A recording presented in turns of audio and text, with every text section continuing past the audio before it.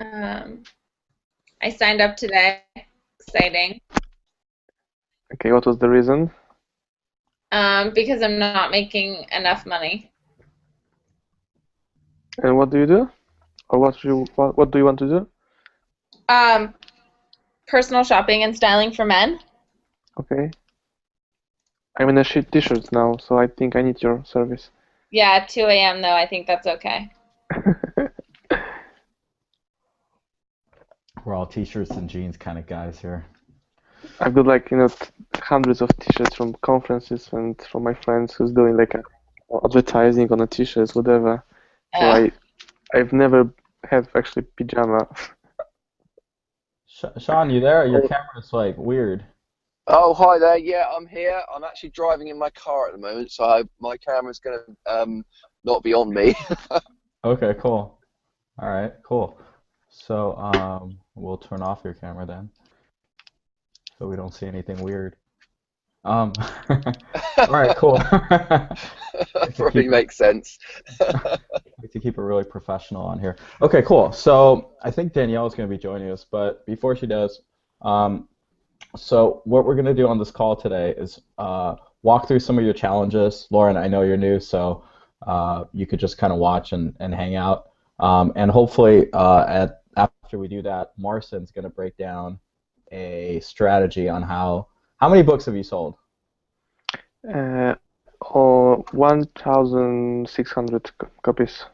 Okay, so 1,600 copies all by himself, right? So self-published, not Yep. through a publisher, which is actually more books than somebody who goes through a publisher sells. Way more. Yeah. Yeah. Way, on average, True. way, way, way more. Cool. All right. So, see if Danielle's going. So, uh,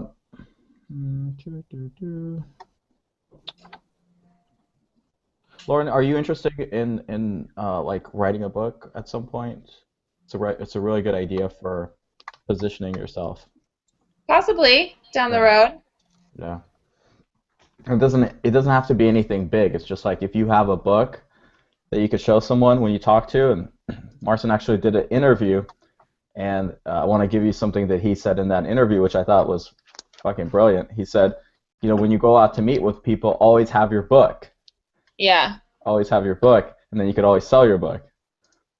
Yeah, it sounds obvious, but people are not doing this. Yeah. They are afraid of selling and showing the products. And for me, it was like a huge surprise when I talked with other self-publishers and they didn't bring the book with them to the meeting. And, simple mistakes, simple things to correct and do differently, it worked for me. And my Yeah. friend asked me, how are we gonna sell your first 1,000 copies? And I answered to him like one by one. And I did it that way. Simple as that. Yep. Nice. Exactly. So Marcin, so what's the first step? So let's say somebody wants to write a book. Okay. So I want to write a book. So maybe you could coach me hmm through it, or somebody else. Oh, Danielle jumped on. Danielle, what's up? Welcome aboard. Whoop. No whoop. Whoopless. Danielle, hello.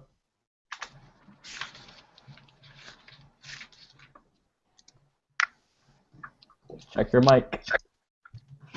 All right. So what's the first step? So what's the first step in Okay. writing a book?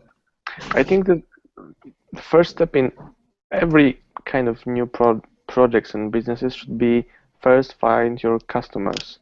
So the thing that I've done, I just sent 10 emails to my friends saying, hey, I'm thinking about writing a book. What do you think about this idea? 7 of them answered me, okay, it's interesting.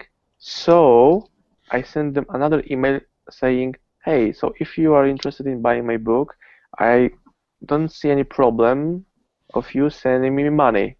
And actually, 5 people sent me the money for the book. This book is $10. And but then I thought, okay, that my friends, that my family, probably there will be no more people willing to buy my book. So in the next 3 days, I was doing like workshops for young entrepreneurs, and I done the same like exercise. After workshop, I asked them, hey, what do you think about my, lessons, about my examples, about my case studies? Are you interested in getting more? Like 20, there was 50 people in a venue, and 27 of them told me, yeah, we are interested in your future book. So I told them the same question. Hey, so maybe you can give me money today. And 15 people stand up and they gave me the money, like kind of cash. So I sold 20 copies of my book in 3 days, $0 marketing, and that was the most important thing because I knew my audience. I knew what they wanted to know, and I could just answer their questions.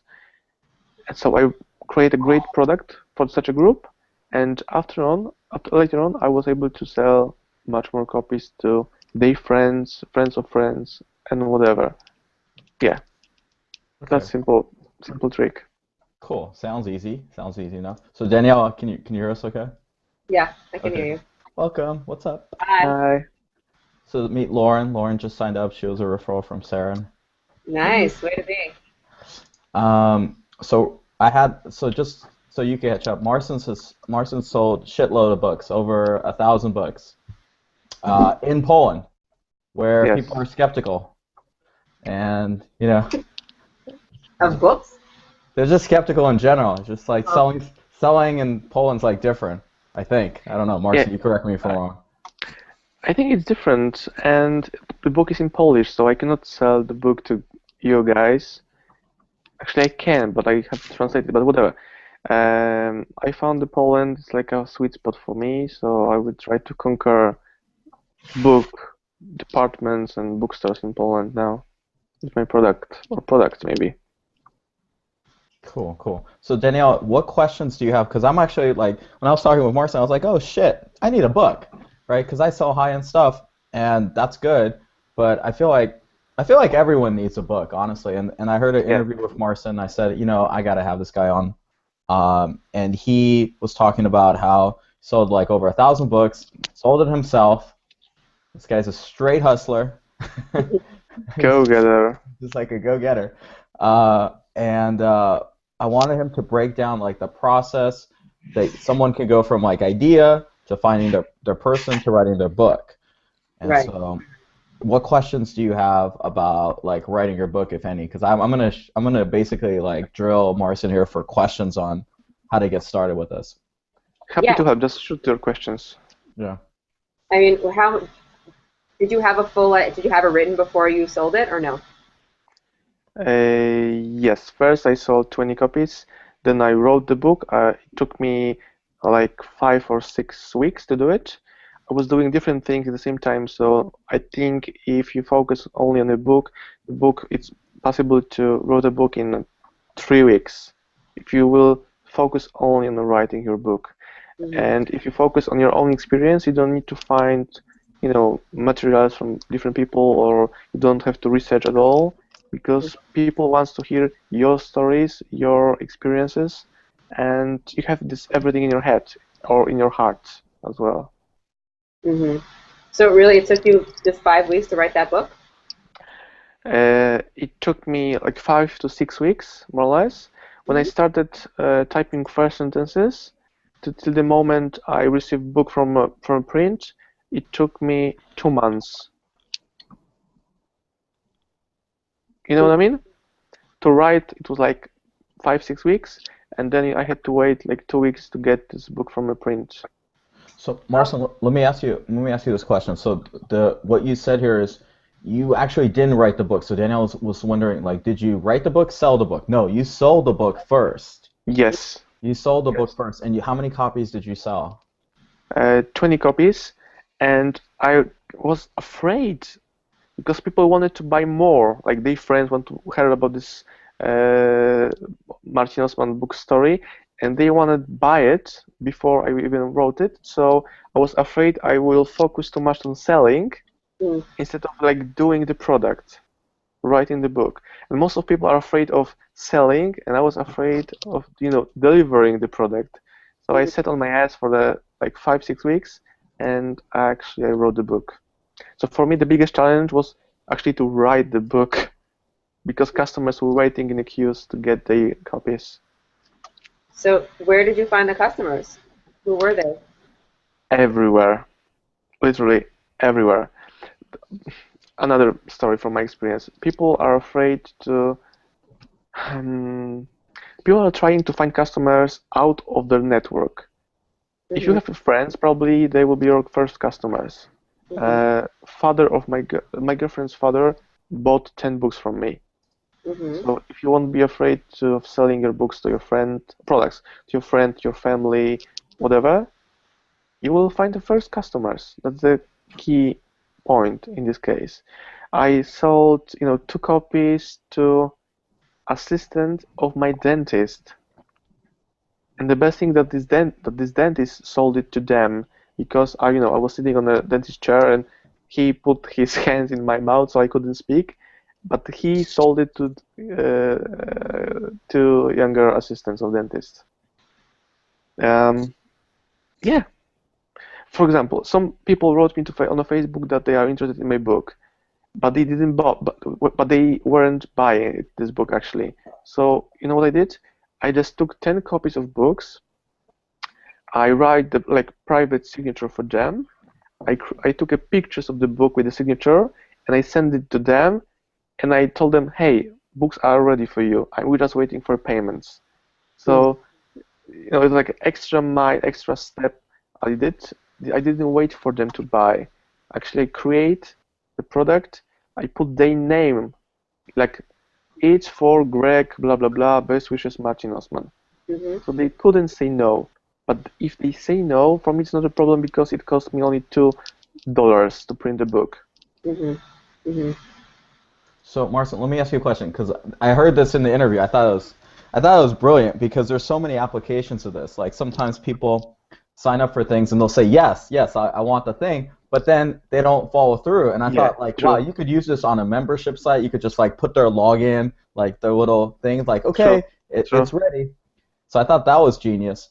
So walk us through. Let's say like I want to write a book. Okay, so today I Yes. decided, okay, I'm gonna write a book. Mhm. So I already pre-validated an idea, right? So I Mhm. went and I already sold just on my Facebook. And Lauren, I'll be if you don't know what validation is or anything, don't worry about that. We'll cover it. But basically, it's just like validation is somebody said that they will give you some money for your idea, right? Sky, what's up? Welcome. Hola. Everybody's got a lag. Like there's always this like weird lag. It's like, anyways. So, so I validated an idea. I've had $300 or $400 come from this just idea alone, right? So like at $30, like however many people bought. So I feel like that's a good idea for a book because it's been validated. Mhm. What's the next steps? So actually, people paid you for your first book, right? You. They paid for so I taught them my referral strategy and I taught it live, right? So I have the Okay. video for it and I have the case study on how I got people Okay. to donate that money. Okay. Uh, somebody's got a phone call. And yeah, so that's where I'm at right now. So, like, Okay. and the So people who how many? watched the video said it's amazing, they love it, it was great. Cool. So how many of them? Like 10 or 20, 30, Uh, 50? Probably 12.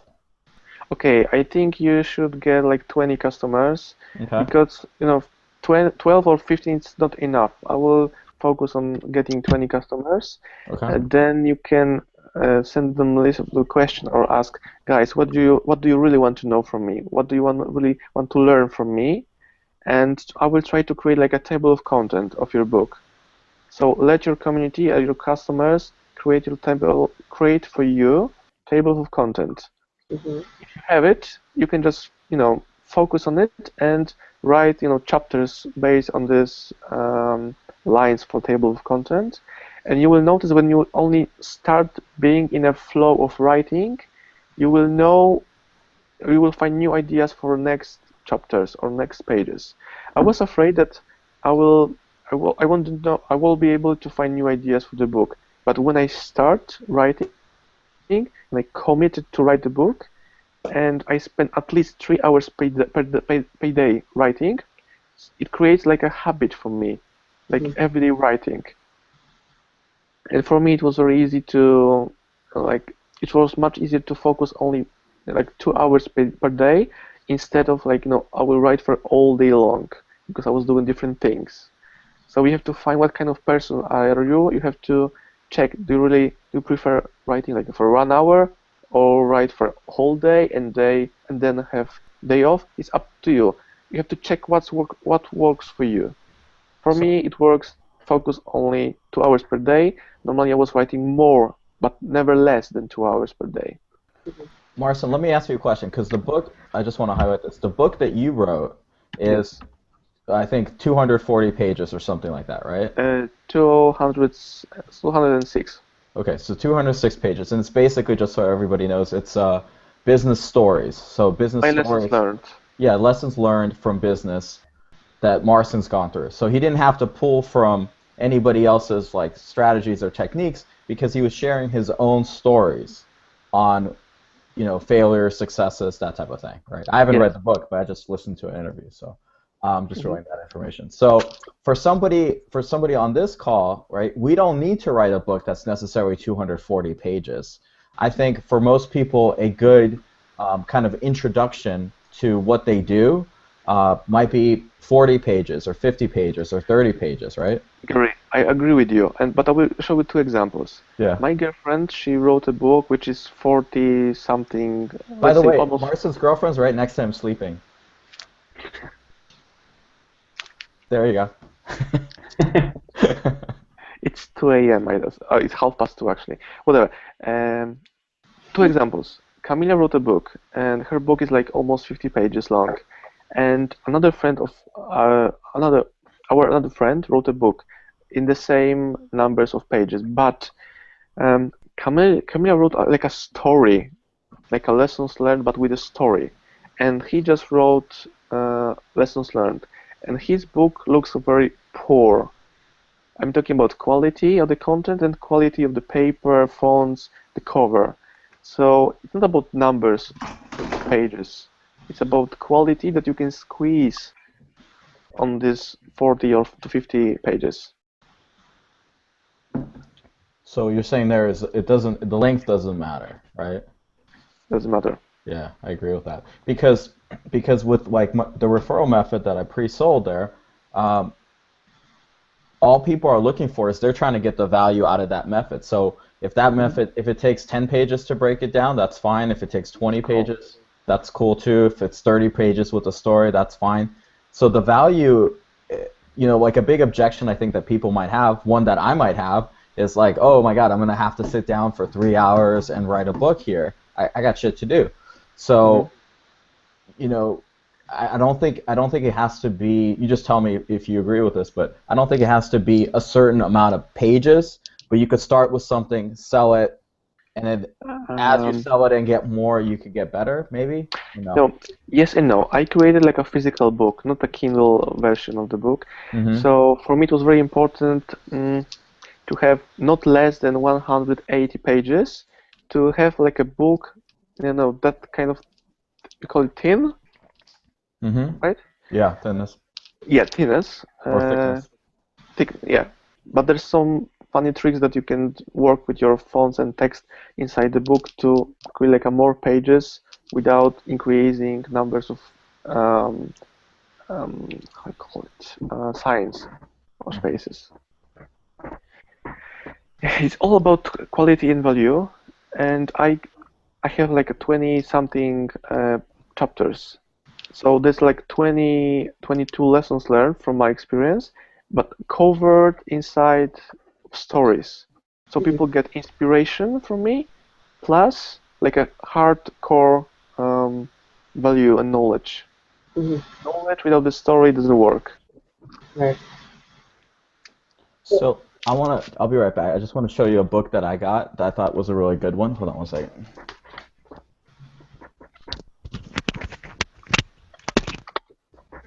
Can you answer, how did you get, you said you got the people to create your table of contents? How did you do that? Did you, did you ask specifically for the table of contents, or did you ask them what topics would be most interesting to them? I did it in a different way, because sometimes, quite often I'm invited by entrepreneurs to give them like a lecture or a workshop. And most of them were recorded, or audio or video. So I just watched again, and I wrote down what kind of questions they were repeating in all workshops each time. And then I gave this material to my assistant, and she created like bullet points from these videos. And for me, those the answer was interesting for people because in each video they ask for the same kind of things, so like a pattern. My first idea was to create like a transcription from my lectures, but actually it doesn't work. It looks like, too artificial. Right. My book, it has like a flow, because it's all like a story. You can read chapter by chapter or only one chapter from the inside, but it's all like a line of the story. So if you put only transcription from different lectures, the readers are feeling something unnatural. But but you got the content of the table of contents from all the combined lectures and what people were asking. Is that what you're saying? Yes, true. So let me share with you like a book that I got at a conference, and actually me and Danielle were at this conference together. So this is a book by Paul Colligan and Mike Koenigs, right? So it's 110 pages, and I think this is how I'm going to write mine. Okay, so the way they did it was they just basically took 20, and they called it 21 questions answered. True. Okay, so what they did was they just took the top questions, and you could do this via survey. So for everybody who bought my pre-sale, I sent them a survey. Now, not everybody completed it yet, but I'll make sure they do, right? And I said, I'll give you the exact survey that I sent out. But basically I asked them, like, what's your top questions? What's your top challenges? What would you like to, have answered? Blah, blah, blah, like typical marketing questions.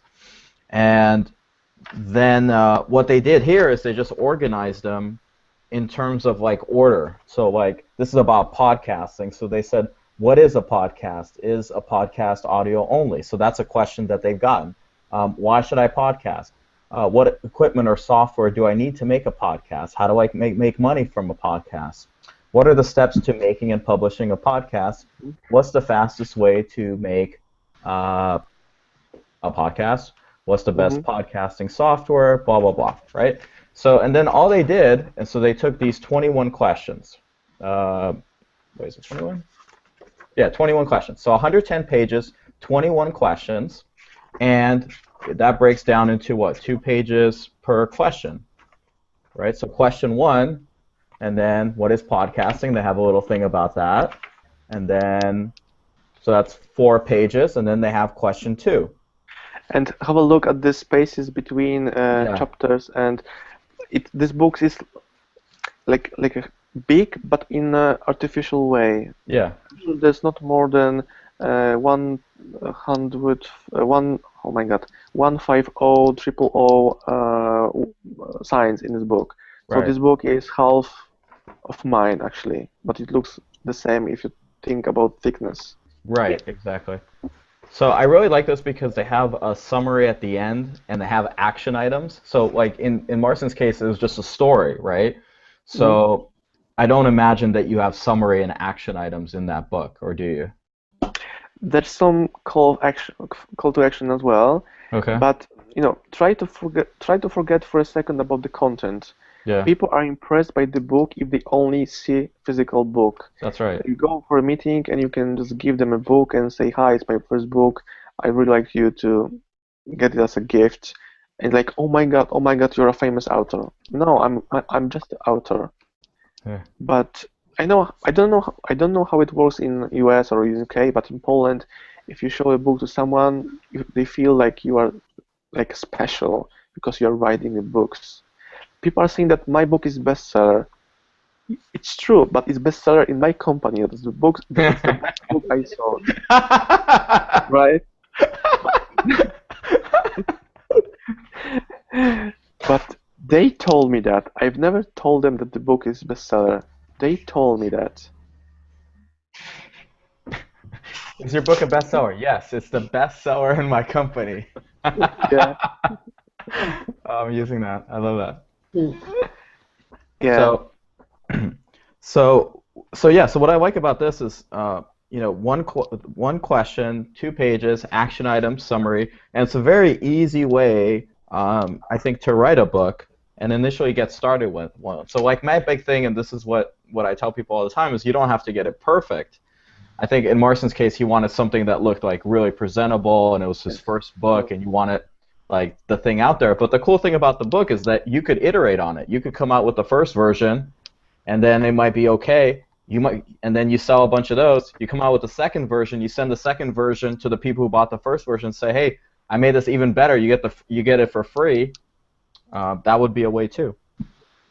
And that's what I did because 2 weeks ago I ordered another 1,000 of copies of books, but this time my book looks even better. I changed some tiny things. Probably you won't notice what's changed in the book, but you will just see that the book is different and looks better. Content is the same, but I changed some other things. I'm sure Gary later on will send you a link to Gary Vaynerchuk, because he actually gave his referral about my book, and in the second edition of my book, I just put Gary's word on a back cover. So when the people see Gary Vaynerchuk is recommending Martin Osman's books, like, oh my God, how did you do it? And they asking me, hey, can you teach us how we can get people like Gary Vaynerchuk, like a short interview or recommend my products? And the answer is very easy. Just go to the event with Gary Vaynerchuk, buy VIP ticket, and ask him for a favor. Boom. So the story about this. So everybody who doesn't know who Gary Vaynerchuk is here, raise your hand. Does everybody know? Anybody? Lauren, do you know? No. No. Okay. Sky, do you know? I do. Okay, cool. Danielle, do you know? Yeah. Okay. So he's kind of like the famous social media guy, right? So he started his wine company. The god of social media. Come on. Okay. Yeah. Okay. He's a god of social media. He wrote 3 books. Whatever. So yeah. So he's awesome, right? But when I first got introduced to Marston, what he sent me was a link to a video where Gary Vaynerchuk was talking about Marston's book, and the reaction is the same reaction that everybody else got. I was like, oh shit. Like, okay, I went from like, oh, who's Marston? Who's this guy? Just random guy, to like, oh, cool, Yeah. he must know something. Right away, it was just like this. Boop. Right? I sent this link to Noah Kagan at the beginning of our relationship and friendship, whatever, and he was like, "Oh my God, how did you convince Gary Right. to?" Yeah, exactly. So, Sky, Lauren, Danielle, what questions do you have for Marston in terms of, I think, like, honestly, I think when you think of a book, right, I think a lot of people think, oh my God, it's a big thing, it's going to be a long thing. True. Yeah. I have the same situation with all new projects, but if you only knew why you are doing this, my why was because 20 people were waiting for a book. Mm. So I have no problems with motivation because they were waiting for this. Yeah. But if you write a book or do anything without customers, Yeah. it's very easy to lose faith in yourself, in your products, in your projects. Mhm. But if people are, try to imagine like 20 people are standing, in front of my doors, waiting for a book. You have to do it for them because you've paid for this, you promised them, and there's no turn back. Yeah, this is so on point. This is exactly what I did, and it's so true, right? You don't want to create, like, I can't get the motivation to do something unless somebody's paid me money for it. Like, I know that's how I work. I know somebody's paid me money, and then I'm gonna be like, okay, well, somebody's waiting, and they paid me money. I'm not gonna let them down. But if it's just me, and I'm like, like, create a course, or I pre-sold, this coaching program, this course, long before I made it, right? But it doesn't work for everyone. Yeah. I know some people who are afraid of getting money at the first, and when they receive money, they are losing the motivation for doing things. So you have to check what kind of person are you, and try to work with this. Just check what works for you. Let's check. Danielle, if somebody gave you money, could you write a book? Yes, I would. Lauren, if somebody gave you money, would you be motivated to write a book? Yes, I would. Sky? Yeah, Fuck 100%. yeah. Okay, cool. Yeah, there's everybody here is motivated, dude. So I have Okay, a, but I'm sure if I send you $1 each, you won't write a book. This amount of money should be big Yeah, enough to create like a responsibility for the process. mhm. absolutely. So what do you recommend? What do you recommend someone start with? Like, let's say Lauren wanted to write a book about fashion or how to get started with men's Mhm. style, right? So I will start with the question why. What kind of what kind of helping are what do you want to get from this book? Let's say you created a book, the book is ready, you can keep it in your hand, like virtually. What do you want from this book to do for you? What kind of value from the book you want to get? Instead, like, forget about the money for a second. Lauren, what would you say? Oh, what do I want to get from the book? Mm-hmm. I don't. I mean, customers. I don't know. Yeah. But try to think like more creatively. It's not about, okay, you want to get customers for a book or for your different, or for your main products or processes or whatever. For my main products. Or I Okay. would want to get the book to then get me more publicity to start, you know, commenting in articles to then lead to like a show or some, you know, I don't know. I will tell you what kind of things I'm thinking about actually. My goal was to change because normally I was going to the customers, and thanks to the book, customers are coming to me. So I changed push into the pull strategy. You know what I mean? Yes. That Yeah. was my main goal to make people come to my door instead of me going to their doors. Mhm. And getting customers, being famous is on the second, like a second step or like on a second. You know what I mean? Not as important as this strategy changing. Mhm. Yeah, So I try think to I go on. think yeah, I think Marcel, I think what you're trying to say is like I kind of view it in tiers, right? So if you're just cold, the person doesn't know you, right? So if the person doesn't know you, like you're new to them, then the amount of marketing and plus sales that you have to do, like sales, is gonna be harder. Like there's got Yes. to be you got to have more skill, right? So I could talk with somebody and I could sell them something, but hopefully if they wanted, then easier, right? If they don't want it, hard, right? But Yes. if somebody doesn't know me, but they have a need, right? Then I could sell them something, but it's not going to be easy. It's not going to be a walk in the park, right? But I think a book like is kind of like a referral, right? So the way Lauren got introduced to me was via Saren. So when I was talking with Lauren earlier, I said, did you talk with Saren? She said, yeah, I talked with Saren, and Saren said positive things about me, right? Ta-da. Yes, you're lucky. What's She that? sent some pictures. She said- Lauren, what did you say? I said, yes, you're lucky. She said very nice things about you. Yeah, so it's not luck, but but thank you, right? So she said positive things, right? So Yeah. it was a referral, right? And a referral is like a high endorsement. And I feel like a book is a little bit lower on that, but it introduces you and it gives you positioning. So Marcin, you've been able to like go to conferences and people have asked you to come to conferences. You speak for free, but you tell them, No. hey, buy this many books, right? Buy this many books and then I'll speak for free. Yeah, like 2 months ago, some companies started inviting me as a keynote speaker. They didn't pay for my like a keynote speaker fee, but they bought a book for each of the employees or attendees. So there was like 50 people in a room. So in a 1 hour, I sold 50 books. So 50 books for me, it's $500.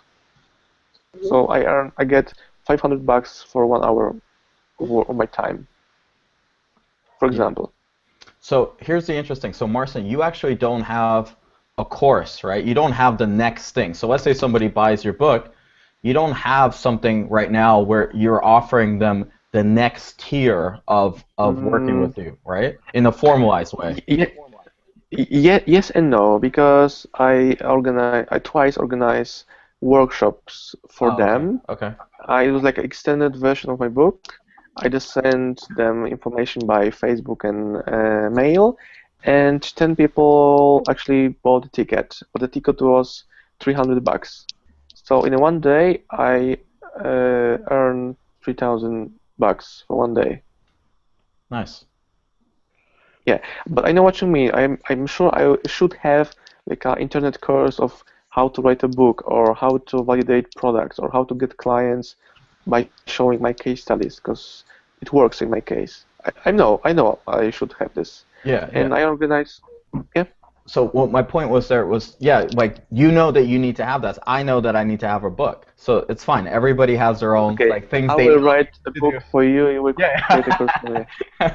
So it's like everybody knows the kind of thing that they're missing. But what I'm saying here is like for you, your next level thing is the workshop. So you got layers. You got your book, right? And then after they buy the book, they can go to the workshop. And then what you're missing is the other layer, right? The next layer of that. But for everybody here, a book can lead to so many different things. Like it's just obvious. Like you can sit with somebody. They say, "Who are you?" Say, "Oh, yeah, I wrote this book on, and it could be like 100 pages and 21 questions, basically. 4 pages or 3 pages per question. I think anybody can do that. Danielle, what do you think? Do you think you could do that?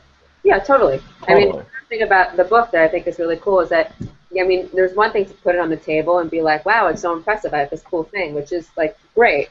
But like also assuming that somebody might actually read it, like like Brendan Burchard said, it's like you get private time with somebody that you can never get in real time. And give you their time. So and I did. Sorry. And I didn't tell you about something very cool and very powerful.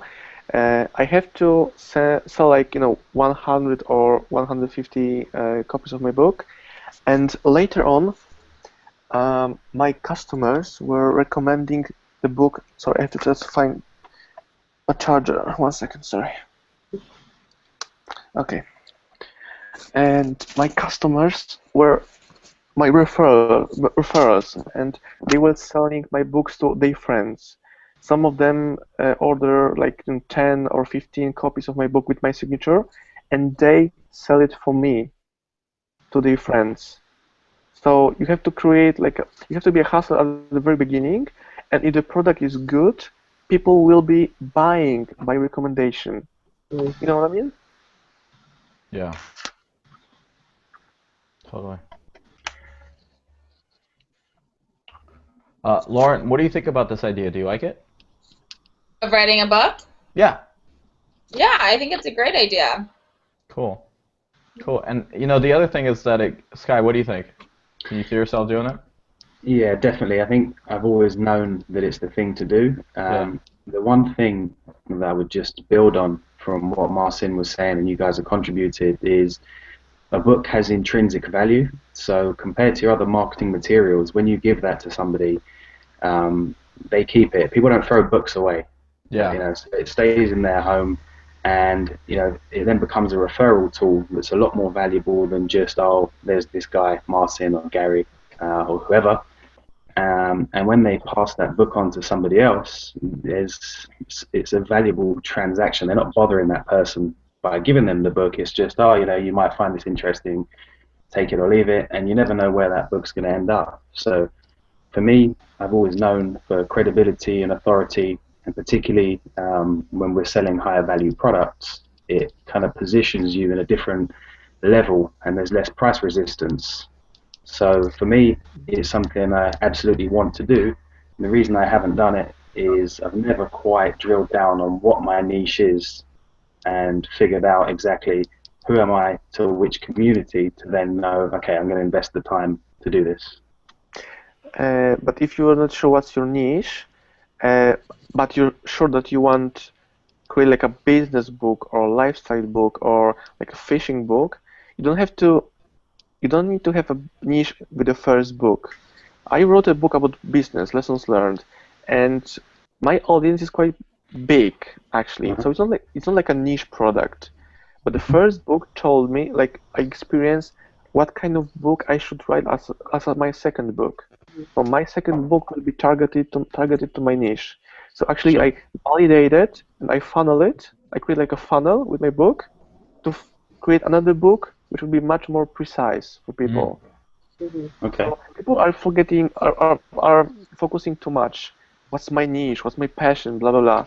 Create a product which is gonna help you find your niche and your passion. Just start doing actually anything. Give value to your readers, and it will help you find yourself. Actually, Yes, You know, that's great Marcel, advice. this is such a good point because I think Sky, we were talking about this the other day, right? Yeah. Like Yeah. how niching down, I think the common advice that people give is the experts give is like niche down, niche down, niche down, niche down. And at some point you like niche down so much, it's like I'm a closet consultant for gay metrosexuals in who's Los fishing? Angeles Yeah. who date transvestites. It's like, whoa, it's like how many people is that? There's like a target market of 100 people there. Yeah, but they pay well. Yeah. Yeah, okay. So, but my point there is that you wrote, like, think about this, right? So I just want to put this in context. What I heard from you on the interview, and I'll share the interview with our group here, is that you're not, what you said is, I'm not Richard Branson, right? So I agree, right? So both of us actually aren't Richard Branson, right? So, but that doesn't mean we can't write a book. I mean, I have stories of all kinds of stupid things that I've done in business and failures that could fill an encyclopedia, right? Things that didn't work. So I think the important things to note is don't worry about who you are or who you're not. Like, okay, you know, we're not Richard Branson, but we got stories about things we fucked up, things that didn't go well, and things that did, right? And so everyone's got stories of that. Danielle, you got stories of relationships, right, that didn't go well. Yes, I All do. of us. All of us. Exactly. Lauren, you got stories about what kind of stories? What people hoard in their closets. What hoard in their closets. There you go. Yeah. Fishing gear. From Arson's fishing And gear. you can think about what Gary just said, that you are not Richard Branson, you are not like Oprah Winfrey, but that's our advantage because people who are almost the same, they live in Poland, in Warsaw, we are almost the same. So if I on a like a second level, they can actually follow my steps to came on this second level quite easily. But if they take a book of Richard Branson, like Richard Branson is like millions kilometers, far, far, far, far from them. So it's quite hard to associate with his advice. That makes sense. You can Yeah. get inspiration from him, but you cannot get any, how-to answers. Yeah. Yeah, it's so true. And think about how you can look at that and say, oh, that's a negative, but you just turn that around. Just turn that around. That's a positive. I much rather learn from Marcin because I know Marcin, and I'm like, okay, cool. He sold 1,000+ books. He did it. I much rather learn from you on how you sold $1,000 with 1,000 books and just follow what you did than somebody who's like an Oprah Winfrey because she's got other channels and distribution that I don't have, right? True. So think about. But there's another trap that you will find examples in the internet or in the books that Oprah Winfrey started from nothing. Right. But it was like 20 years ago, right?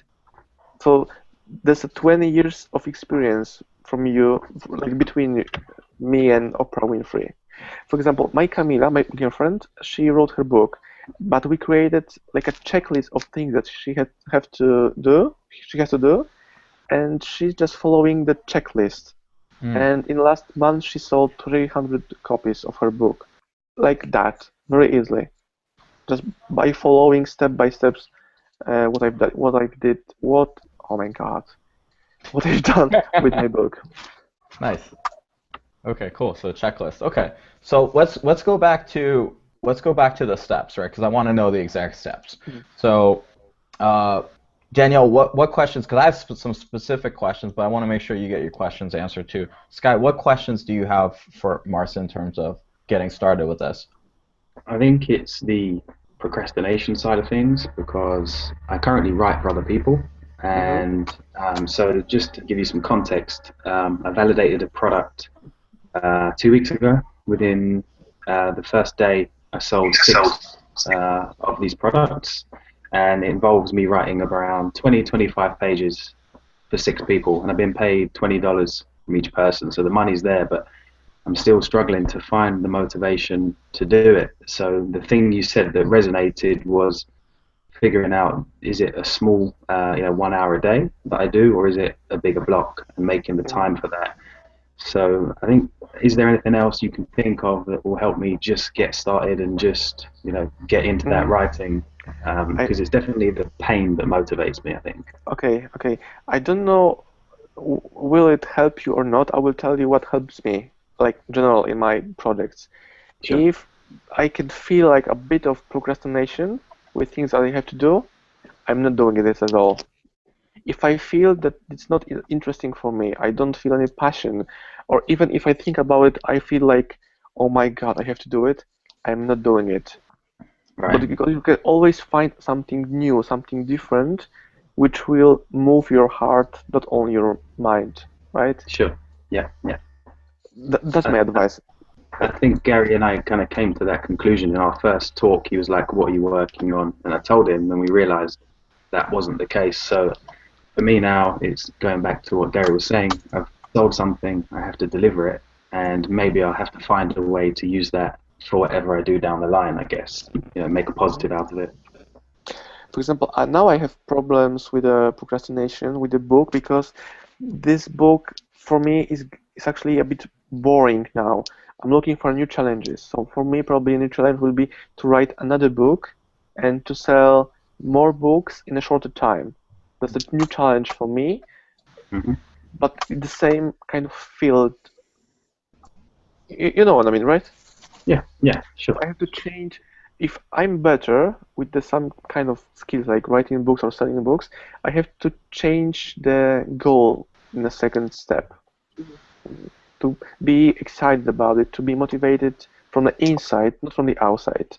People are looking for a motivation from other people, coaches, Gary Vaynerchuk, Richard Branson, whatever. But I think that motivation, which is like from your heart, from the inside, it's much better because it lasts long, and you Sure. don't need to find anyone except you to be motivated all the time. Cool. Thank you. Marcin, this is such a genius point you're making here, because I think a lot of times what people tell you in business, like, sometimes you could make money in something, and you can make a lot of money in something, Sure. and realize that what the fuck am I doing? Like, you could tell I've had this epiphany. So it's like you should start off with the idea that I actually start off with the idea of how I want to feel in something. Like, what do I want to feel? Sure. And I start with that. And then I work backwards and say, okay, well, I want to feel like this. Like, what would make me feel like that? So I like helping people, and I've always helped people. I've helped people for free, like when I first got started, just because I liked helping people, like in coffee shops. So like, oh, you could change this, you could change that, right? So it's something I've always loved to do, and it makes me feel good, right? So if you start with the idea of how you want to feel and work backwards, then you won't really have to worry about motivation so much, and like constantly trying to like get yourself quote unquote motivated to do it, because you're starting with the feeling like, oh, I want to feel this way, and this is what makes me feel that way, right? And Sky, I didn't tell you about my previous company where I absolutely failed because I created a company which was very like not from my planet. I created like an internet marketing agency. In the first year, I was hiring 25 people full time, and in the first year we like earned $400,000 with no cash at the beginning, with no money at the beginning. But after 2 years, I felt like I'm in the wrong place because I created like a company, but I'm for a company, and company is not for me, right? Mhm. Yeah. So Yeah. after next year, I absolutely failed. I bankrupt totally, and that was the moment that I was like changed completely the way I'm thinking, working, and doing things. The first thing is I'm looking for customers, and then I'm doing service or products. And another thing, I have to feel good in all steps and parts of this process and business. I'm not waiting for like future gratification. I think you call it that way. Yeah. I have to feel gratification right now. So that helps me. Yeah, that makes sense. I had the same experience of starting a marketing consultancy. Same thing. Got the first client, closed the first deal at 7K, and the money was there. But after just one client, I stopped because I didn't enjoy it, and I knew that. So for me, I'm glad I had the realization early. It's just a case of now finding what that thing is that lets me feel that way that Gary was just talking about. Yeah. Mhm. I've noticed that I don't like employees. Yeah. Really. Yeah, I can me too. sell, I can promote, but I don't want to manage employees. Of course, Yeah, I can find like a business partner who will be different than me and will be like a complementary sure, sure. thingy. Uh, but I noticed that I'm very effective without employees because now I'm outsourcing things to different things to small companies like 2 or 3 people. I have these companies around me, and each of them are doing different things. So actually now I'm, let's say, hiring 20 people still, but none of them is my employee. Yeah. Hmm. Yeah, I think, let me just say this, is that I think if you're starting out and you're on this call and you're listening, right, to Marcin, like $400,000, wow, that seems like a lot of money. I'd love that, right? I'd love that. That'd be so awesome. 400 grand, right? Like, well, what you don't realize is like, oh, there's employees, there's all kinds of hassles. So oftentimes, like, what you think you want, you get it, and you're like, ah, fuck, I don't even want this shit. Like, this makes me miserable, right? So if you start out, just take our advice here. If you start out with like what you want to actually feel and feel that and feel good about it today, then like your business, it won't die. Like it won't die in the long run, right? It's something you could sustain because it's what you're happy doing, rather than like, oh, I'm gonna get to this amount of money, only to realize that wow, I really didn't want this life that I set up for myself, this life of like You whatever you build a got. jail for yourself. Yeah, it's like prison, but it's even worse than that because you created it on your own. So if you're gonna create something, you might as well create something you like. yep. You create a prison that you're a prison, and you have to pay the bills for a prison. It's worse than be a prisoner.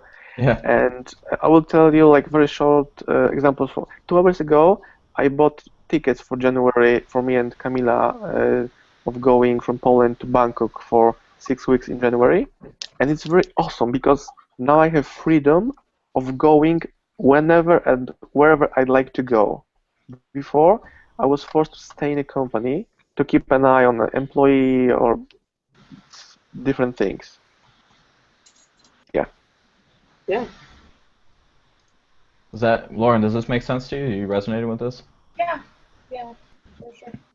What specific questions do you have about the book? Because I'm gonna be basically like I'm making a commitment right here that I'm gonna write it, and I'm gonna be breaking down my process for it. So what questions do you have in terms of like, let's say you wanted to write one, what questions come to mind for Marcin? Asking me? Yeah. I don't know what questions come to mind at the moment. I really didn't think about even writing a book before I'm here. So That's okay. I feel a little bit Danielle can tell you. I just put people on the spot. It's true. yeah. Okay, so when something comes up, just let us know. Danielle, what questions do you have? What comes to mind? Well, I mean, I guess it's all simultaneous, but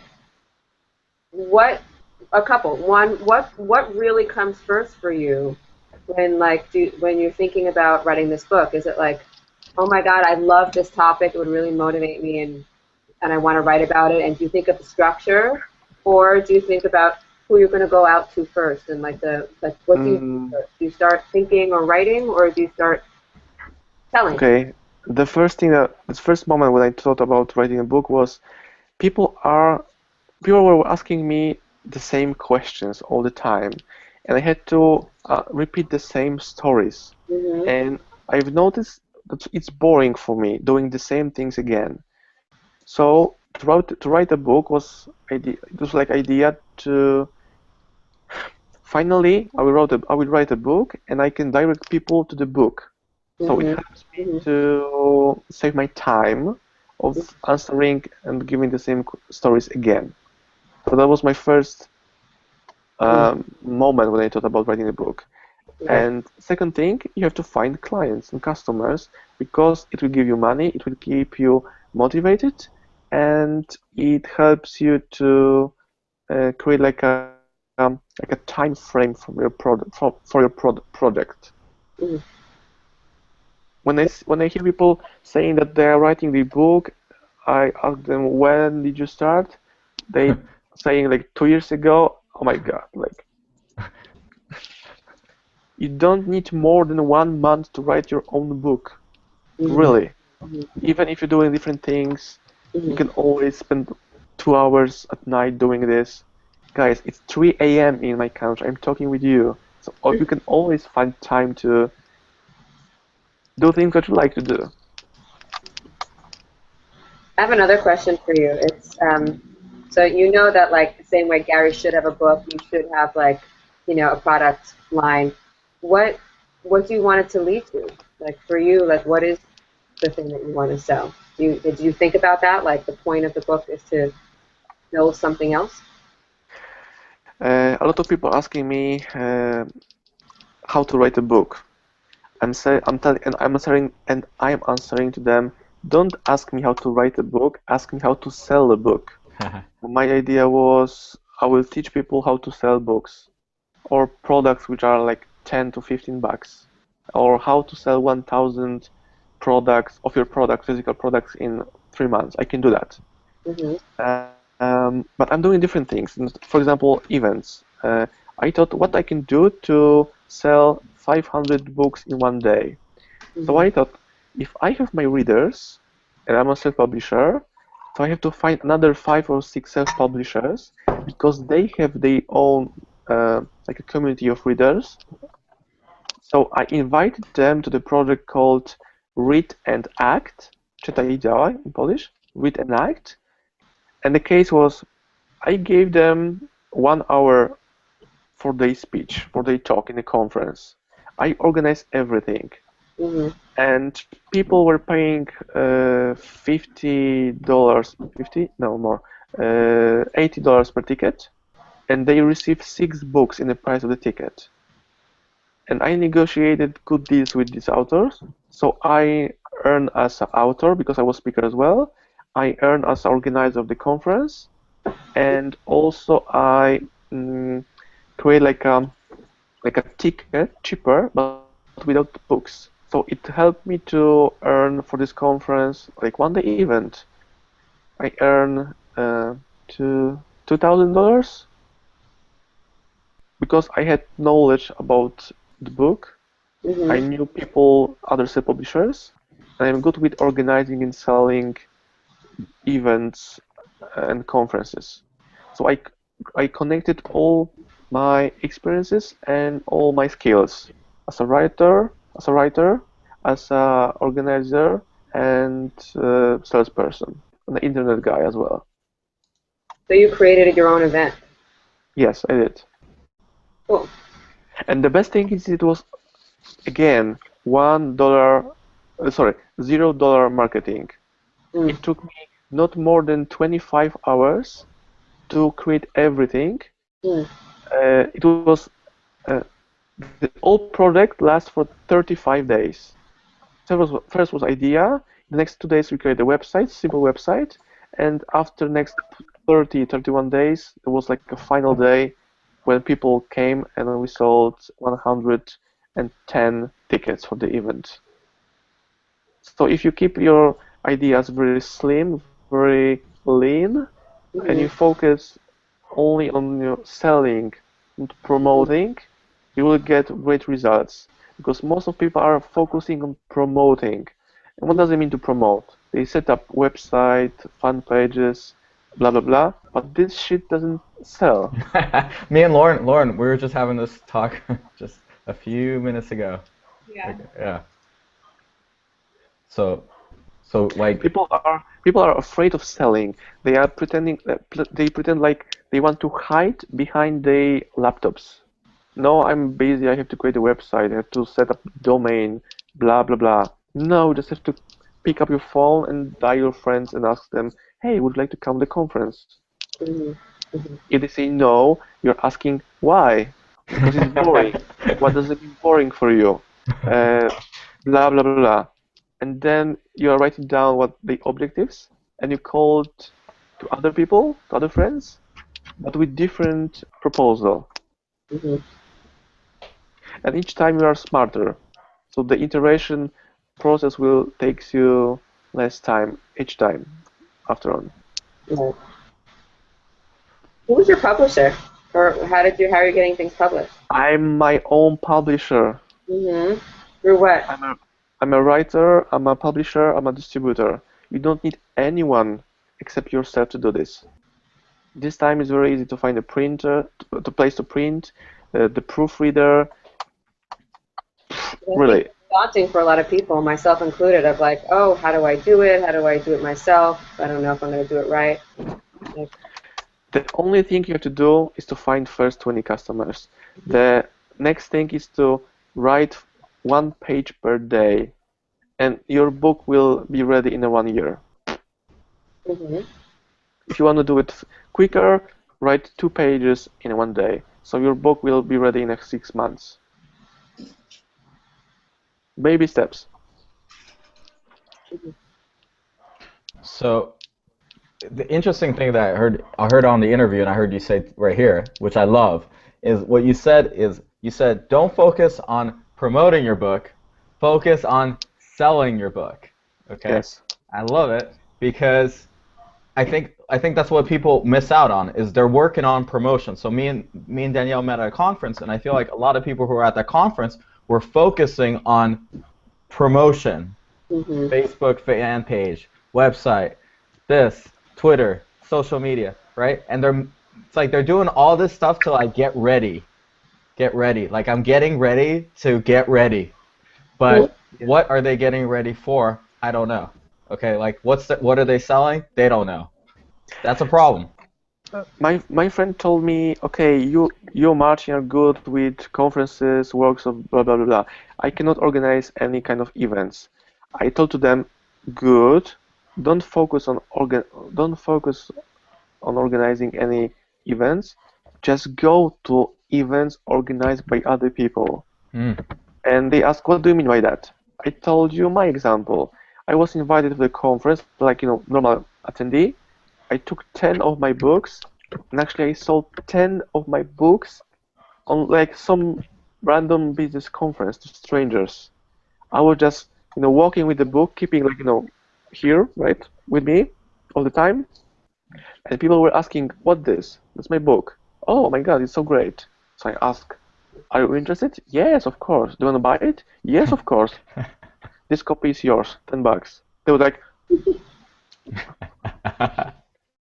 you don't need to create anything because everything is ready for you. Just take your product, go talk with the people.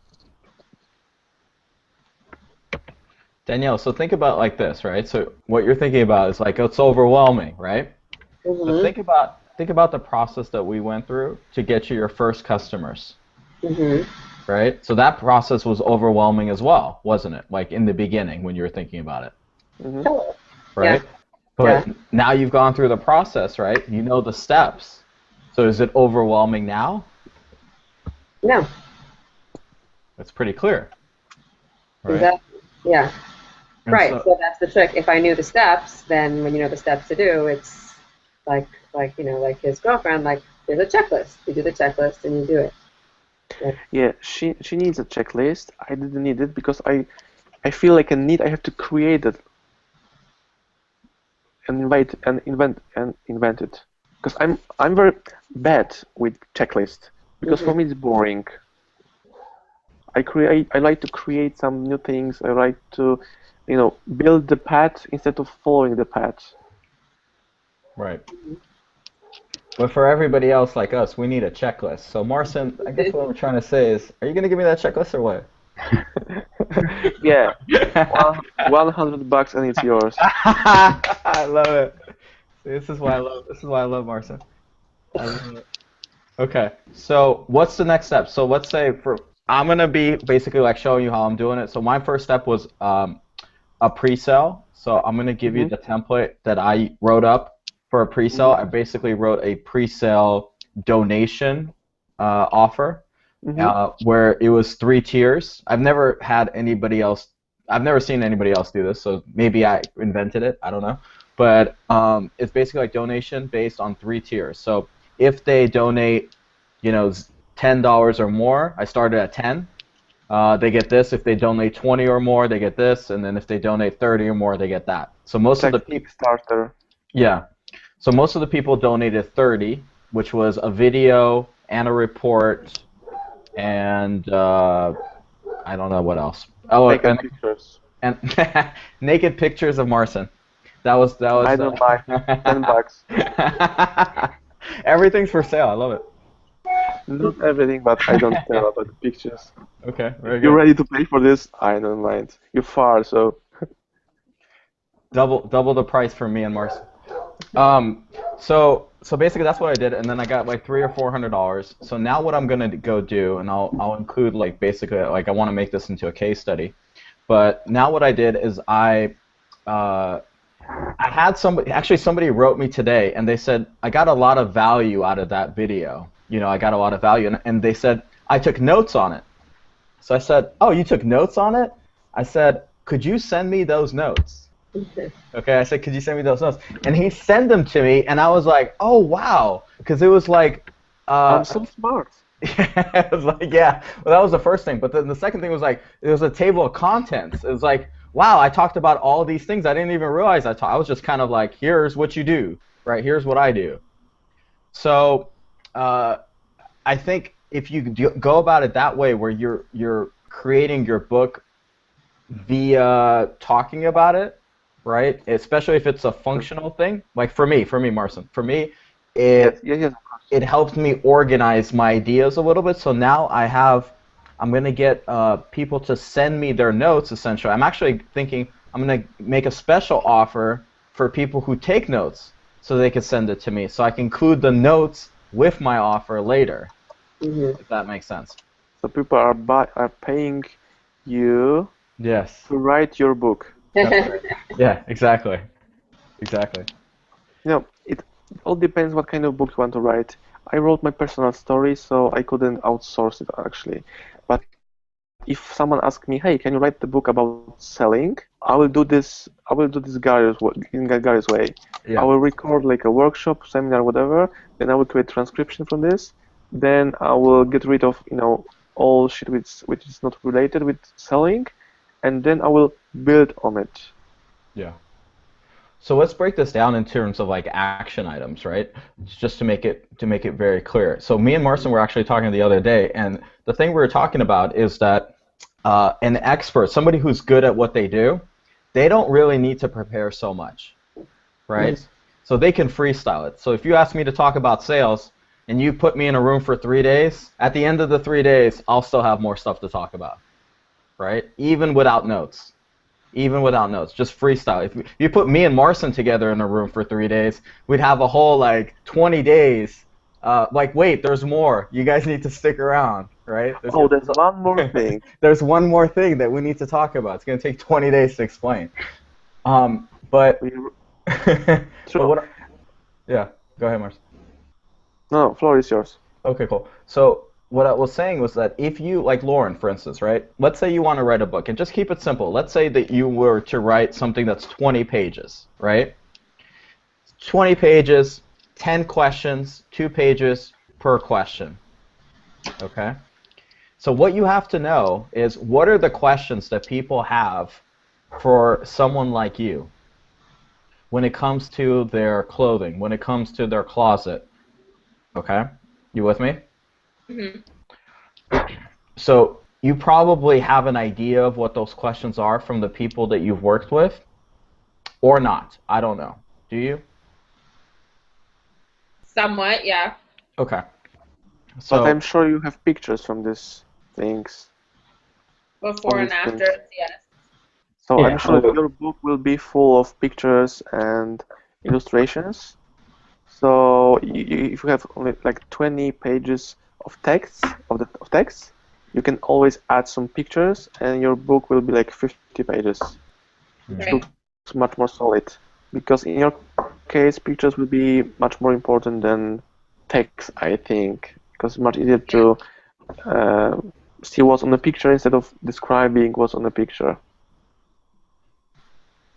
so Lauren, let me give you some ideas, right? So for me, like I'm a clothing retard, right? So I don't know anything about clothing. I just know like, oh, like I wear jeans and We can see shoes. that. Yeah, thanks, Morse. Appreciate it. Um, so for someone that is looking for that type of stuff, what you should do is like mistakes. The top mistakes that someone makes when it comes to clothing would be a common one that comes to my mind. For instance, socks, wearing socks with sandals like Marcin does. You know? So, Yeah. Polish. he knows it's true. So wearing white socks or black socks with sandals is a no-no, right? Wearing, Big no. Got it, got it, got it. I have a question. My yeah. English is very poor. Can you explain me what does it mean?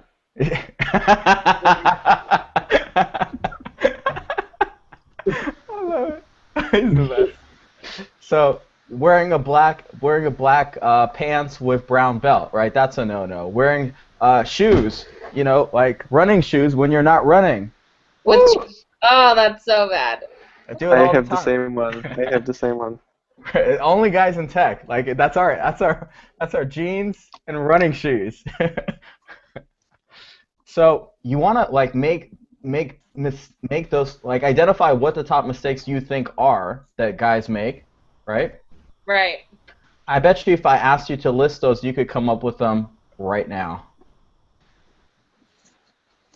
Yeah. Right? What's one? What's one you could come up with?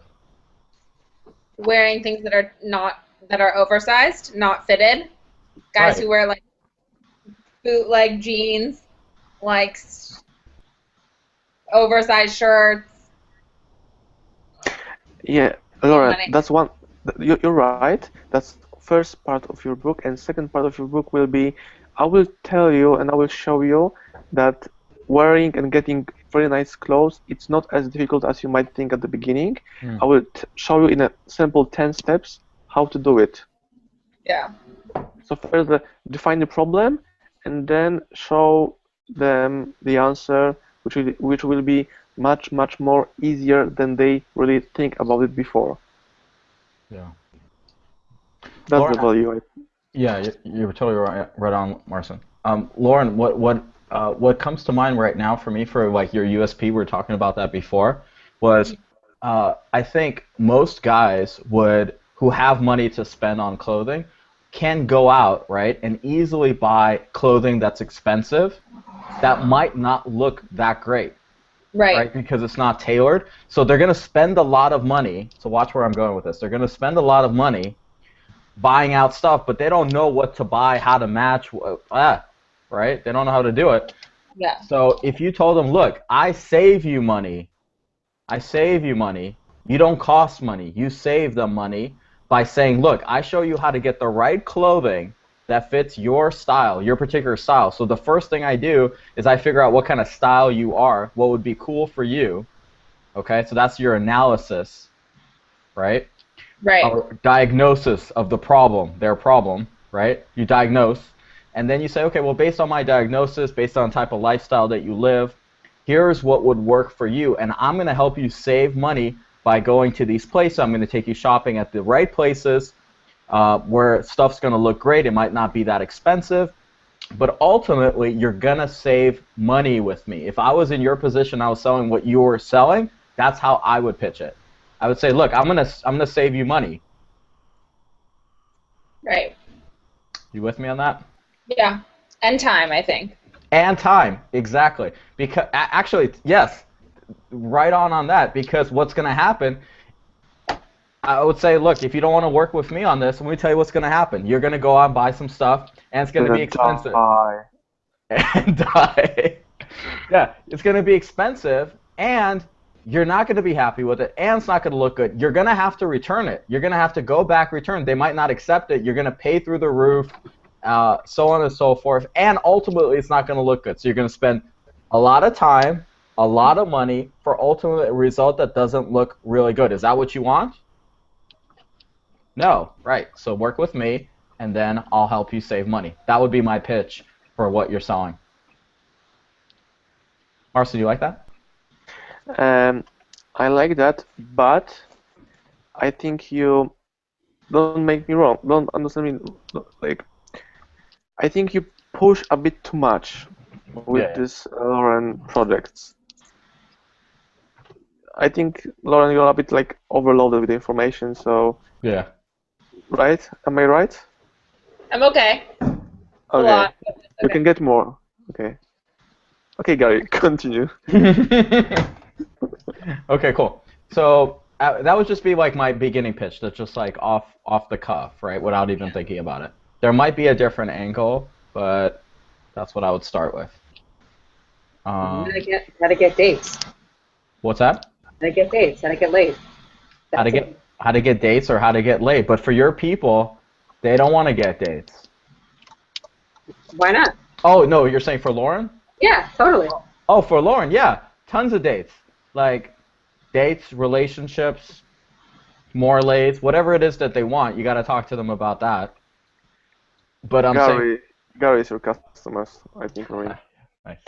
No, he wants to be in jeans and running shoes. Woo! And backwards hats like it's the 90s. Yeah. What's up? It is. It's not the 90s.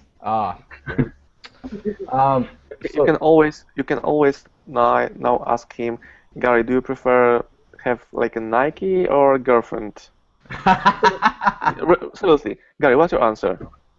You know, I a pair of Right. New Balance. A pair of New Balance.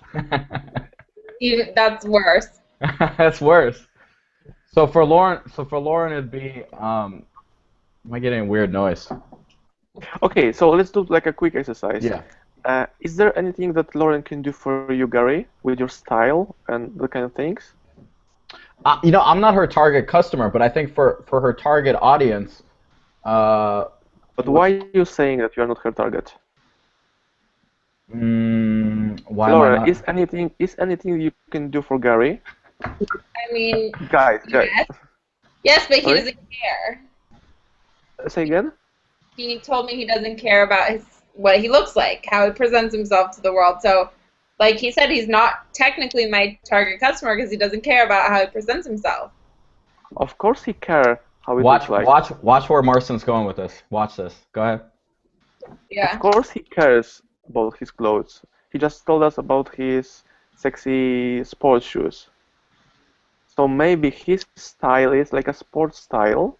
Mm-hmm. So my question to Gary will be, Gary, do you want to look better in your sport sexy style? Yeah.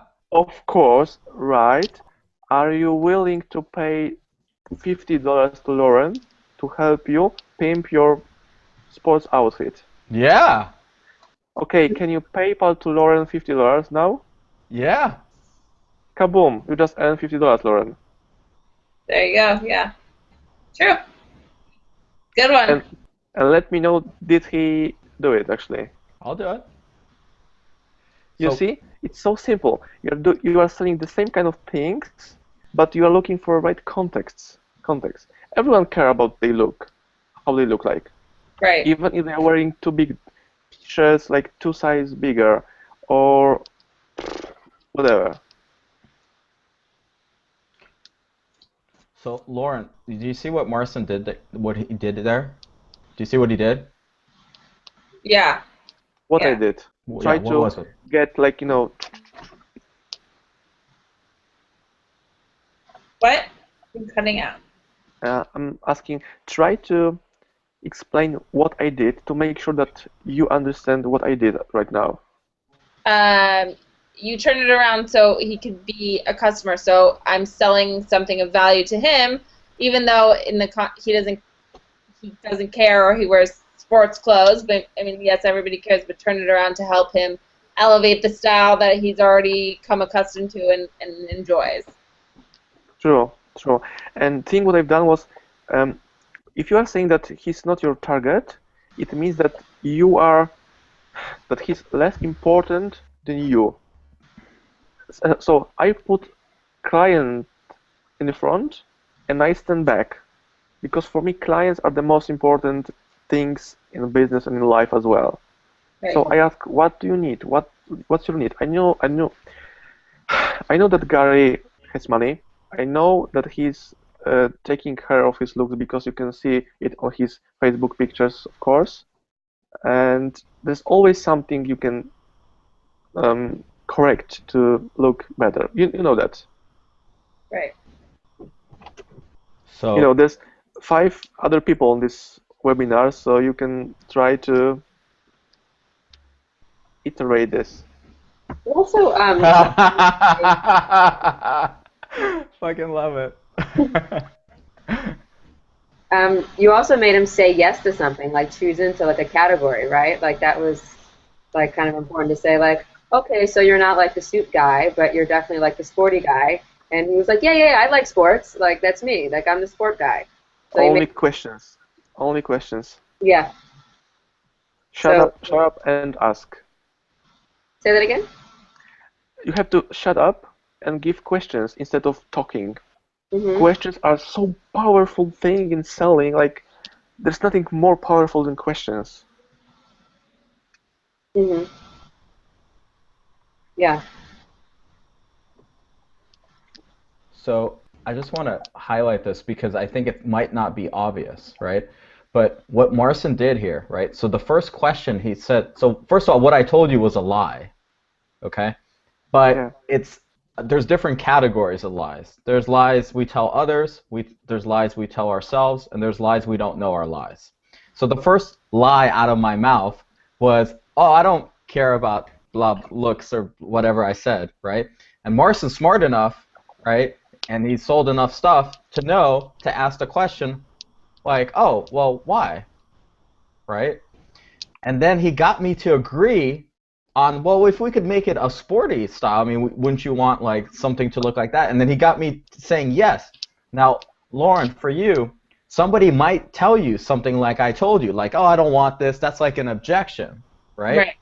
Now, the reality is, if you can sell me on the idea that I'm going to look more, like, first of all, I told you, like, oh, I don't care about looks or something like that, whatever bullshit that was. Of course I care about looks. Everyone cares about looks. Everyone's vain, right? Like, everyone posts a selfie. That's everyone. So when somebody's telling you, you have to, like, be able to differentiate their lies or their bullshit from reality and then go deep into that.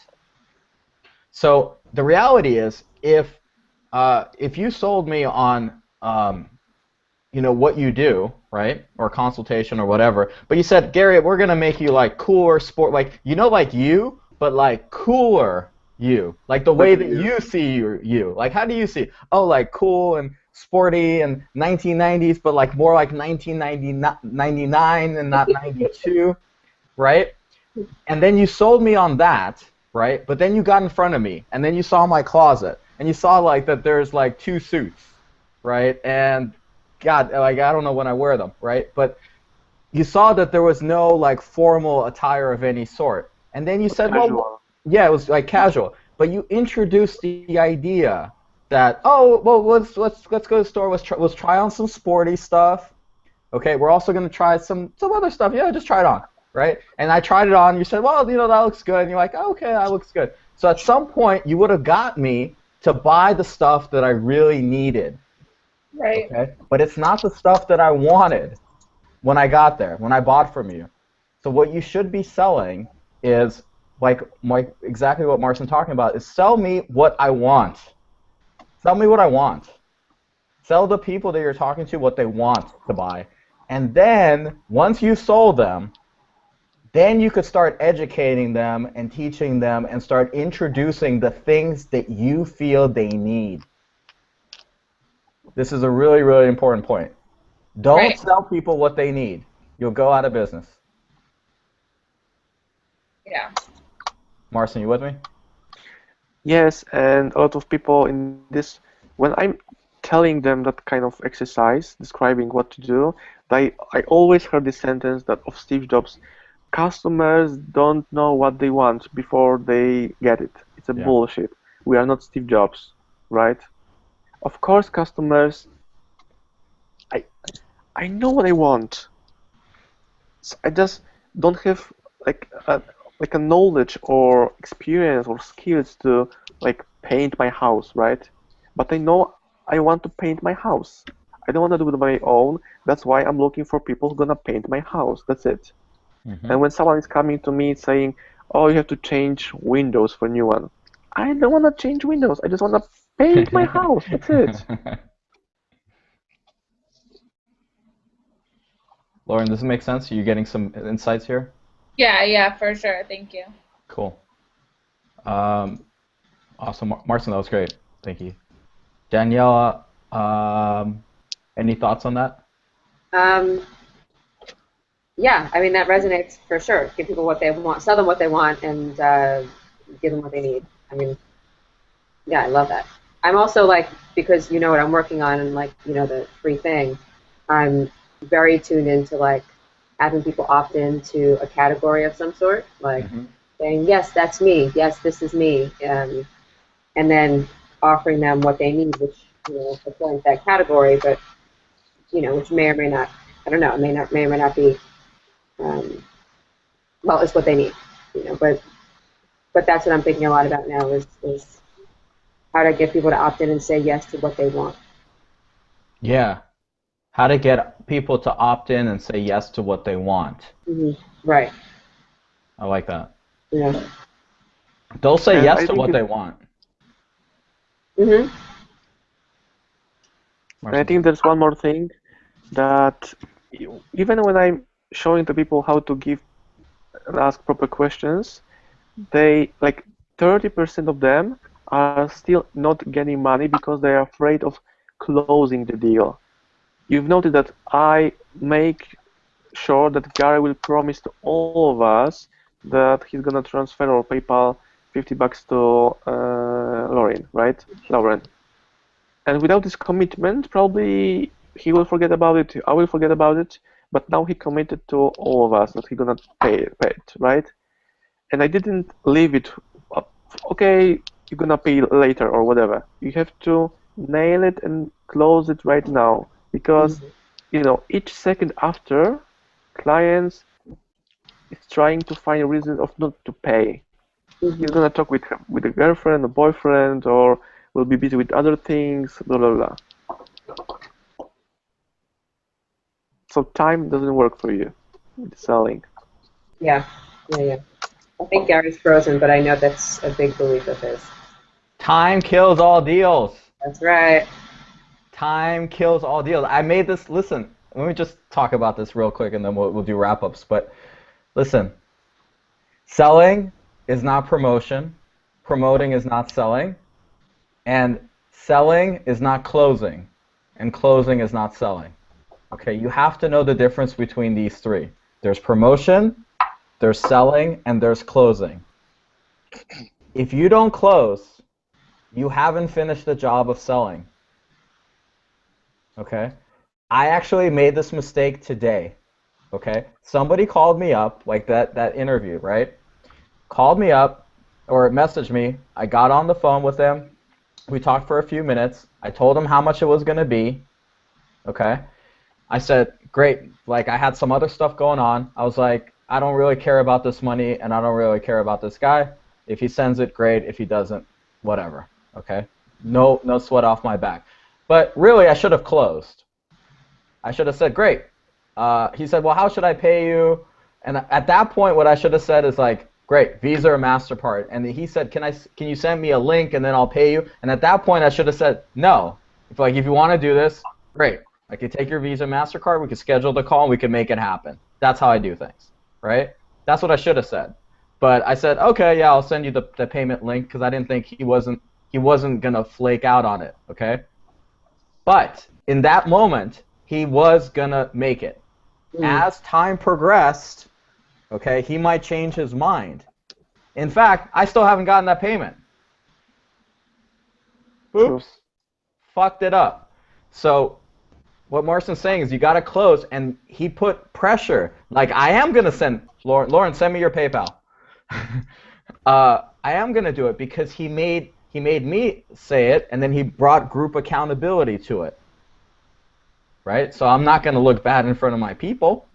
Right? He knows that. So he's putting the right pressure on to make things happen. And that's what you got to do. You got to if you're selling something that's good, you got to put the pressure on. Don't be afraid. But let's pretend that when I ask you, are you gonna pay this $50, you can always say no, right? Yes. And Lauren, what would you do if Gary said no to you? I mean, I don't know. I would probably say okay and walk away. I know that's No, probably the right thing you to will do. give him a question, which is why. The question why. Why? And the very important thing is you have to remember about the right tonality of your voice. It's like, why, man? But Gary, I understand it, no problem, but could you tell me what's the reason? Yeah. Then we'll give you another bullshit answers. That's right. And you can ask until you find the real reason why he doesn't want to pay. And it could be very like non-logical reasons. Because he's poor, because he doesn't know how to send money to PayPal, because he feel like, how do you call it, ashamed a bit because I took him from the crowd and make him to promise something for you. Once I was selling a book to the girl in front of like 100 people in a conference, and she said, no, I won't buy it because you push too much. And funny thing happened later. She came to me in a break, and she said, I want to buy your book, but I didn't want to let you win in the front of 100 people. And she get this book for free because it was very, very like cool thing to actually experience for me. Lauren, is this making sense to you? Yeah. Cool. Yeah, and I want to say, like, it's not pushing. There's a difference. I think there's a difference, like, I'll just summarize and then we'll wrap up here. But, like, there's a difference. It's not like pushing, like I'm saying pushing, like push. It's not so much pushing. It's more like, I mean, if somebody doesn't buy from me, I really want to know, why the fuck not? Like, they must be crazy. Like, really. So I want to know. Like, what is it that's stopping? Is it me? Is it them? I always ask people, do you not believe in me? Do you not believe in you? Do you not believe that you could do it? No, I can believe I can do it. Okay. Do you not believe in me? No, I believe that you could do it too. Okay.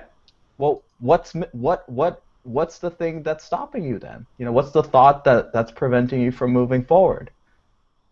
Right? Because it's a thought. That's what it is. It's a thought. They're thinking something. You just don't know what it is. And I talk about in Module 3 how to uncover this. But that's always happens in business. It always happens in sales. And the higher level sales you do, the more it's going to happen. And the worst thing that, people are afraid of, getting no's from people. It's not the biggest problem. Yeah. The biggest problem is if the customers say no, but they're going to buy these things from other people. That's the biggest fuck up for a salesperson. Yeah. Yeah. And I've had that happen. I've had it where like people say, no, I don't have the money. Next thing I see, like they bought something else. I'm like, wait a second. This person told me they didn't have the money. I believe them. What the fuck? They sold you this. They sold me. They sold me. They sold me. Yeah. Like they sold me on the idea that they didn't have the money. So okay, cool. Well, Marcin, that was awesome. Let's do some wrap ups and like big ideas. So what I want to hear from you is like a big idea that you had, right, and maybe one action item that you could do today or tomorrow to implement that idea. And Marcin, if you have some takeaway things, that'd be cool too, if you have something. But you're asking, I didn't get it. Say again. What do No, you want me to do? so I was thinking it'd be good to have one idea that they got, like one good idea, and one action item. What do you Very simple. The same one as Noah Kagan is giving to his people. Try in the next 24 hours. Try to sell something for $50. It doesn't matter what kind of products you wanna sell. That's it. Trying to get $50 from people, selling to them like new things. You know, your future book, your like 1 hour of your time of consulting, or taking the dogs for a walk, whatever. Try to feel uncomfortable with this exercise. That's it. Simple as that. And then try to write down what do you feel, what kind of lessons you can take from this experience, this exercise, and let me know, did you do it and did you get your $50? Like, Lauren, I think you done your homework because you just get $50 from Gary. Nice. One down. Danielle, what are you going to do? What's one idea, one action item you could do? Well, one idea is obviously sell things before you make it. And one action item is, I'm like, oh, okay, I can go into my group and like sell some sort of like training for $50 and like pre-sell it. And I'm thinking of like the tiers, you know, like so maybe it'll be like, okay, I can give you like the way you did it, like the video, if you're doing a report, maybe like some one-on-one training, whatever it is. Just to think about what that would be, but you know, I can figure it out. They'll actually tell you. You can actually have them vote on it. They'll tell you what they want. That's how I did it. I can tell you like I will put it in my next book.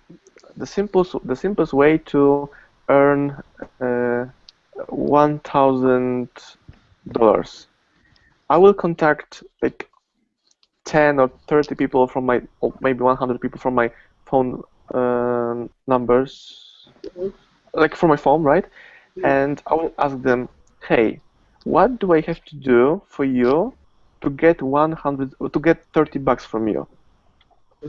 And I will spend like maybe one day or a week for this, but I'm 100% sure I will earn $1,000 at least only by asking them, is there anything I can do for you for 100 zloty or like $30? If they say no, I will ask them, okay, but can you like give me this $30 and you can always come to me when you will have any needs. Does it sound fair for you? Oh my god. I cannot imagine anyone saying no to this. Yeah. Like, okay, they will say no if they don't like me, but after this, I will just delete these numbers from my phone. I love it. It's brilliant. And most people wouldn't say that. They wouldn't say, they would stop at the first no. They would stop at the like, okay, can you give me $30? No. Okay. Then they stop. But the reason why Marcin's been able to sell a lot of books, he doesn't stop. He goes deeper. Okay, well, what if this? What if that? What if this? Okay? So the sale starts when people say no. That's when it starts. And if you give up when people say no, you haven't started. And you know, I've noticed one more thing, that people are not selling after getting first no, but when clients are saying yes, a lot of people are trying to sell them like for the next 5, 10 minutes or 15 even. Close. When close, if client is saying yes, I want to get it, sometimes it's gonna happen like in the first minute, because if you give them what they need, they will buy it without giving questions. But if you didn't close in the moment that they're ready to be closed, you will fuck up because you will give them too much information. Yeah. So yeah, it's totally true. And So many. then you're getting this stories like I have to speak with my wife, I have to, wait until next month, blah blah blah blah. Bullshit. Um, yeah, so true. Lauren, what's one idea and one action item that you could do? Well, I think for me, it's asking more questions. Mm-hmm. Um, when somebody says, no, I'm not really interested, or Gary telling me that's not really for him because he doesn't like clothes. Um, so I think for me, that's a big takeaway. And I guess like an action item would just be to practice it in the next 24 hours, approaching somebody and talking to them about what I do and seeing if they'll sign up or and seeing if Lauren, they and sorry, can you create like a list of questions that you're gonna ask people if they say no to your offer? You can share it on a Facebook group and we can discuss about it. Just create a list of questions that you're gonna ask when someone is saying no. Is that okay for you? yeah. Because if you train it in a right moment, you will be remember this question subconsciously without notes, Right. right? Okay, cool. Awesome. Very cool. And send me your third action item is send me your PayPal. I expect a book of some sort. Uh, Some okay. some kind of report. I'm paying for it. I have a one-page tip, like tip with 10 tips for you. I'm needing something more like that for $50. I'll accept that as a first thing, but I'm sending you my 50. Send me the PayPal. Okay. All right. All right, Sean. Sean, are you there? Yeah, I'm here. Okay, cool. So, Sean, I'm so sorry. Like, I kept you out of it. Because I didn't see you on video. But what I'm in the dark here. you're in the dark. So what's one big idea and one action item that you could do? Oh, well, the book. I mean, I think what's clicked for me was that I've been making these modules and pre-selling them to my group. So I think I could put a book together actually quite easily. And I think the concept of the book you mentioned, where there's a series of 10 or 20 questions, they go through the question in, what was it, sort of 6 pages, and then they've got a summary and action items after that. Mm-hmm. I think that's a really, really interesting idea for putting a book together. And the questions for the book could easily come from the survey which you teach us to put together at the start of your course. Yep, exactly. Sean, by the way, you took the exact same strategy that I used. Like I basically gave you like I said, just copy what I did, right? Yeah. For the pre-selling. So how did you do with that? So yeah, well, I sort of copies of the video training that I'm doing for my group. Cool. How many did you sell? 10. At what price? They're mostly $30. Okay, cool. So $300 basically, right? Yeah. Plus minus.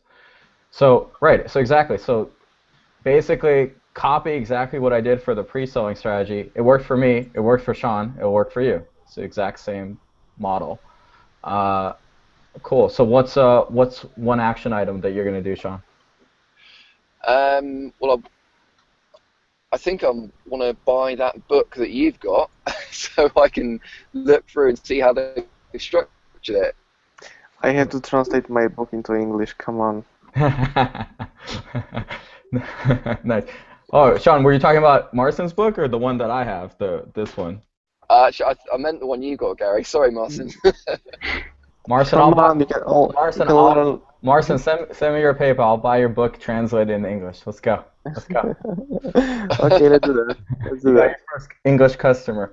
Sky. Oh no, we can do another way. You Yeah. can buy me this book that you are carrying in your hand now. Okay. I'll buy you this book. No problem. It could be Kindle version. Okay. No problem. So Sky, what are your thoughts? Any big ideas and what's the one action item? Yeah, so the idea was the same as Sean's, the whole 21 questions, 2 pages. It makes it a lot more manageable.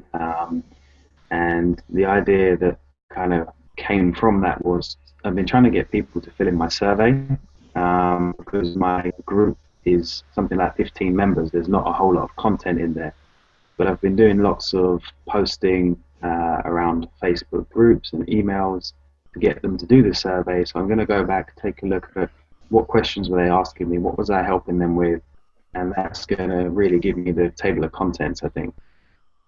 Sky, but can you just Skype them or call them? Because if you just call them, you will get the answer straight away. Because now you are saying that you're waiting for them to answer. We have no time to wait. Sure. There's, I think, module 3, I need to start making some calls, so I can build that into that project, for sure. You can just pick up the phone or open your Skype, and you don't have to touch any module 3, whatever it is. I love it. I love it. No, it's true. It's true because, you know, even if you don't know what to do, I think what Marston's trying to say is like, even if you don't know what to do and you make a call, 2 things will happen, right? Either 1, you'll make a sale, or 2, you'll get a reference experience. So if you get a reference experience, on the next call, you'll have that previous call as a reference. So, like, you know, like the things I'm teaching you, I learned through, like, a bunch of people, but a lot of it I learned through making a bunch of mistakes, like picking up the call, picking up the phone, and just calling. Right, Marcin? Okay, so 1 action item, Sky. Well, what is it? We'll say 5 calls. 5 calls. Okay, cool. Very good. Very good. So I just want to really thank Marcin for being here. It's fucking 2 a.m. or 3 a.m. No, it's 4 a.m. 4 a.m. in Poland, and he stayed up and didn't go to sleep. So round of applause for Marcin. Let's go. Let's go. Let's go. I will set this as my ringtone. Make you the clip. So Marcin, thank you so much for being here. I really appreciate it. Sean, I know it's early in the morning too where you're at. I really appreciate you being on. Sky, is it early for you as well? 3 a.m. Yeah. Guys. Oh, cool. See? So next time we have to do it in our time zones, not Gary's time zones. Yeah, that'd be good. Okay, maybe we could vote on it. So I really appreciate you being here. Thank you so much for being in a time that's like most people are sleeping. That's fucking commitment. That's what it takes to like really hustle. Boom. Go wake her up. No, don't wake her up. Don't even try. No, don't even try. So thank you. If you have any questions, post it in the Facebook group. Marcin's in there, and we'll be answering questions. So get cracking. You know what to do now. Cool. Take care. Thank you. Guys. Bye. Thanks, bye. Thank you. Take care. Thank you.